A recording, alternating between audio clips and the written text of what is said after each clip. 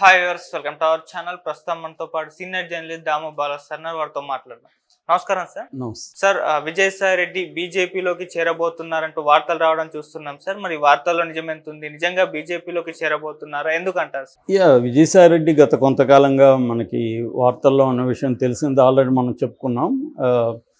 శాంతి అనే ఒక assistant commissioner దేవాదాయ శాఖ, ఆమెతో విజయసాయి రెడ్డి బిడ్డని కన్నాడు, మగ బిడ్డని అని వాళ్ళ మాజీ భర్త మదన్ మోహన్, తనేమో ఆ విడాకులు చెల్లవు, అది బలవంతంగా నా దగ్గర చేయించుకున్నారు, నేను విడాకులు ఇవ్వలేదు, సో నేనే భర్తని అని ఆయన మాట్లాడుతున్నాడు. ఆమె ప్రెస్ మీట్ పెట్టి ఆయన మాకిద్దరికి 2013లో పెళ్ళయింది, 2015లో కవలలు పుట్టాలు, తర్వాత ఆయన నన్ను వేధించడం చేశాడు, దాంతో ఆ వేధింపులకు తట్టుకోలేక నేను విడాకులు తీసుకున్నాను. మా ఇద్దరు గిరిజనులు వాళ్ళు, సో మా కుల పద్ధతిలో విడాకులు తీసుకున్నాము. అందరి పెద్దల సమక్షం ముందు ఆయన కూడా సైన్ చేశాడు. ఆ తర్వాత ఆయన అమెరికాలో ఉన్నాడు. నేను సుభాష్ అనే ఇంకొక అడ్వకేట్ని పెళ్లి చేసుకున్నాను. సో సుభాష్కి నాకు బిడ్డ పుట్టాడని ఆమె చెప్పింది. దాని తర్వాత వాళ్ళ ఫోటోలు కూడా రిలీజ్ చేశారు. సుభాష్ డెలివరీ అప్పుడు, అంటే ప్రెగ్నెన్సీ టైంలోనూ ఫోటో ఉంది, తర్వాత డెలివరీ అప్పుడు ఉంది, తర్వాత బారసాల ఉంది, అన్నప్రాసన, ఈ అన్ని ప్రోగ్రామ్స్లో కూడా సుభాష్ కూడా ఉన్నాడు. ఆ ఫోటోలు రిలీజ్ చేశాడు. వాటిని కూడా వీళ్ళు తెలుగుదేశం వాళ్ళు మార్పింగ్ చేసి ఈయన్ని పెడుతున్నాడు. నిజానికి ఈయనకి దాదాపు 70 ఏళ్ళు వచ్చాయి. అదే ఆమె కూడా అనేది, ఆ పెద్ద ఆయన తండ్రి లాంటి వారు ఆయన్ని ఇలాగా ఇరికిస్తున్నారని. దాంతో Telugu Desam media, social media, main stream media, Telugu Desam నాయకులు అందరూ కూడా శాంతి మీద ముప్పేట దాడి అంటారు కదా, అలాగ చేస్తున్నారు. ఆమె అవినీతిని పెద్ద ఎత్తున ఇప్పుడు తీసుకొస్తున్నారు. ఆమెను అన్ని రకాలుగా హింసించేదానికి బయలుదేరారు. ఆల్రెడీ ప్రభుత్వం కూడా ఆమెను సస్పెండ్ చేసింది. సో దీని మీద గిరిజన సంఘాలు కానీ, మహిళా సంఘాలు కానీ ఏమీ పెద్దగా స్పందించట్లేదు.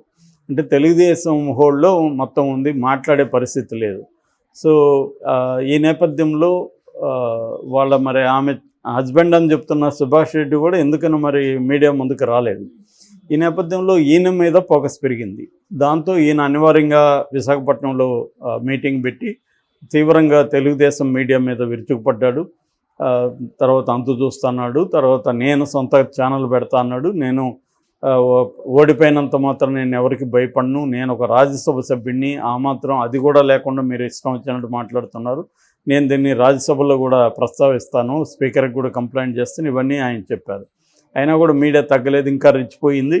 ఆ మదన్ మోహన్ని ప్రతి ఛానల్ వాళ్ళు తెలుగుదేశాన్ని సపోర్ట్ చేసే ఛానల్ అంతా పిలిచి ఆయన లైవ్లు పెడుతున్నాయి.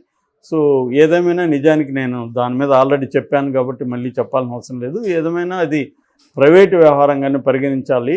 కాకపోతే విజయసాయిరెడ్డి పొలిటికల్గా ఉన్నాడు కాబట్టి ఇది చేస్తున్నాడు. ఫైనల్గా బలి ఏది విజయసాయిరెడ్డో, మదన్ మోహనో, సుభాషో కాదు, ఆమె రేపు ఆ బాబుకి జీవితాంతం వెంటాడుతుంది, మీ నాన్న ఎవరు అని. సో అందువల్ల ఇప్పుడు అందరూ డిమాండ్ చేసి DNA టెస్ట్ చేసుకోమంటున్నారు.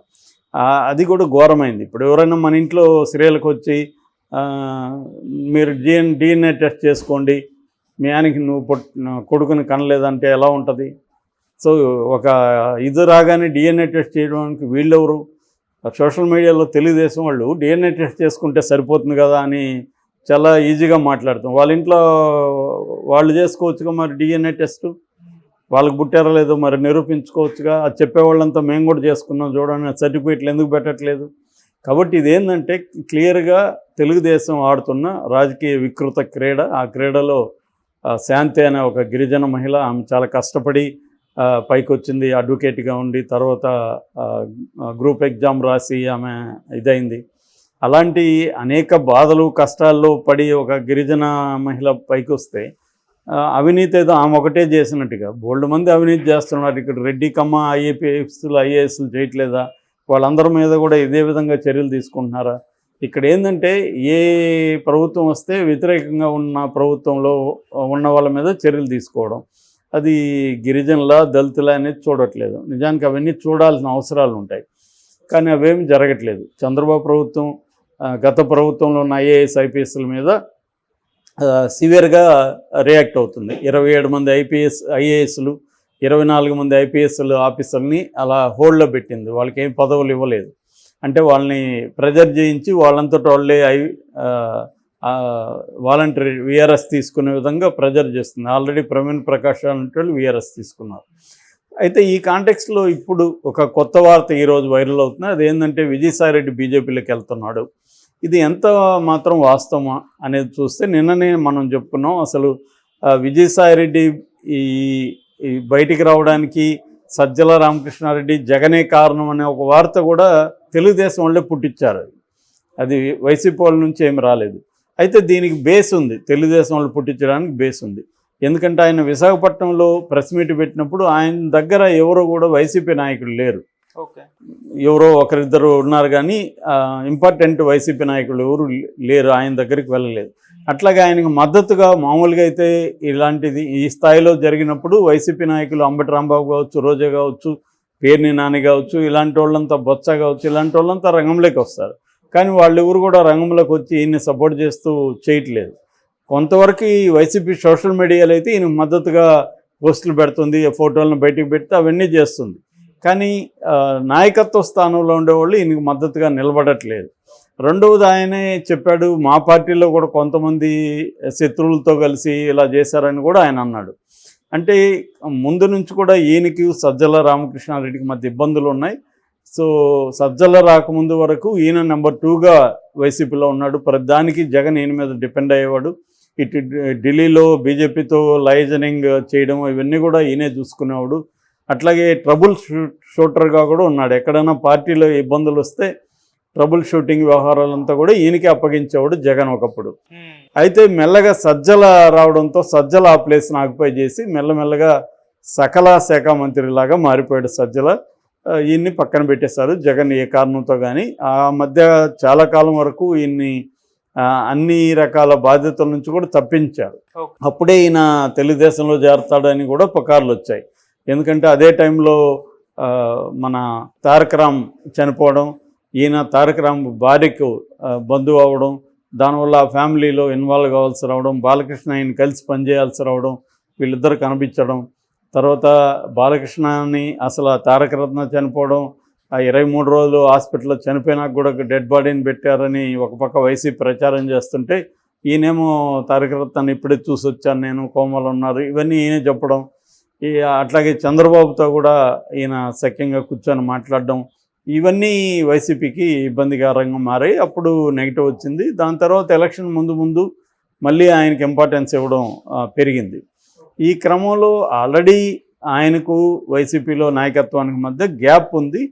సో ఈ గ్యాప్లో ఇప్పుడు అది ఇంకా ఇబ్బందికరంగా మారినట్టు కనబడుతుంది. ఇప్పుడు ఏంటంటే బీజేపీలోకి ఈయన వెళ్తున్నాడు అని అంటే ఇది చంద్రబాబు ఒక రకంగా ప్రెజర్ చేయించి ఈయన మీద, విజయసాయిరెడ్డి మీద, సో విజయసాయిరెడ్డి బీజేపీలోకి వెళ్ళేట్టుగా చేస్తున్నాడు అన్న వాదన కూడా ఉంది. ఎందుకంటే జగన్ నుంచి 11 మందిలో మ్యాక్సిమం లాగేస్తే మోడీ జగన్ని పట్టించుకోడు. అప్పుడు జగన్కి మోడీ అండ ఉండదు కాబట్టి చంద్రబాబు జగన్ని ఈజీగా జైలుకు పెట్టేయచ్చు. ఇది చంద్రబాబుకు ఉండే ప్లాను. ఎందుకంటే మోడీకి ఆఫర్ చేయడానికి జగన్ దగ్గర 11 మంది రాజ్యసభ సభ్యులు, 4 లోక్సభ సభ్యులు ఉన్నారు.